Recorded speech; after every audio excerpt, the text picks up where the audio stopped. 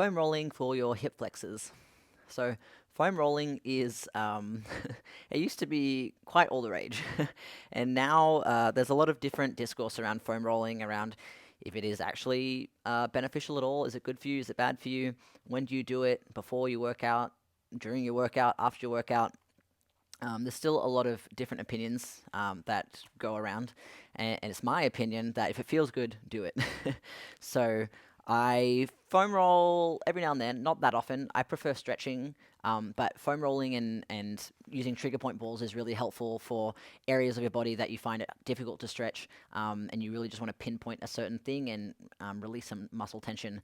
So some people foam roll before they work out to lubricate the fascia and get themselves moving in that shape that they're going to be doing in the bulk of their workout with weights.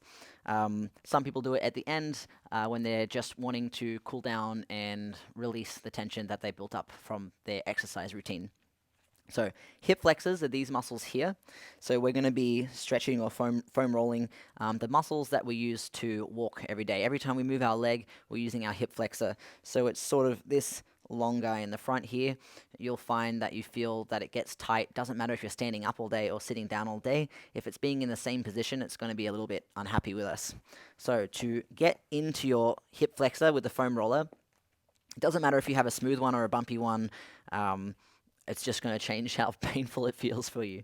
So you're going to get on top of the foam roller on all fours and then put your sort of top of your leg right underneath your hip bone on the foam roller, and then slowly lean more weight on it.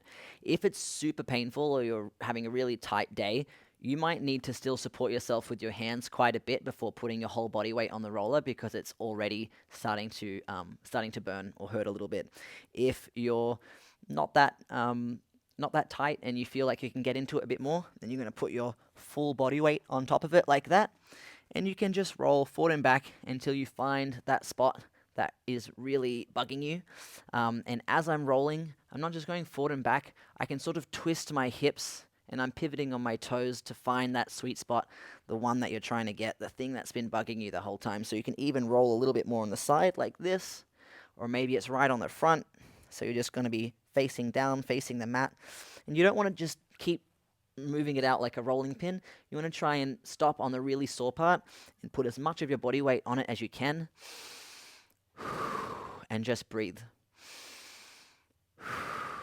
It's like when you're getting a massage, and sometimes the massage therapist does these nice sweeping movements which feel good, but then when they find a big knot, they're just going to stick their thumb in it or their elbow to release the pressure. So same thing when you're using a massage gun. When you're using a foam roller, you want to move a little bit at the beginning just to get yourself used to the feeling, and then once you find that really tight knot, you're going to hold it and press down, and that's what's going to make it release. So then to do the other side, I'm just going to move the roller over, put it on my other hip flexor, find that spot. Maybe it's on the front, maybe it's on the inside, maybe it's a bit more on the outside. For me, I'm right in the middle, and I'm just going to breathe, let my leg muscles relax over the roller. Once that section has calmed down and I can feel it lengthen, then maybe I'll find a different part that hurts and do the same thing on that. So let your leg relax, sink down. And you don't have to spend too long doing it, maybe 30 seconds on each side, and you should feel a lot better. So that is the hip flexor foam rolling.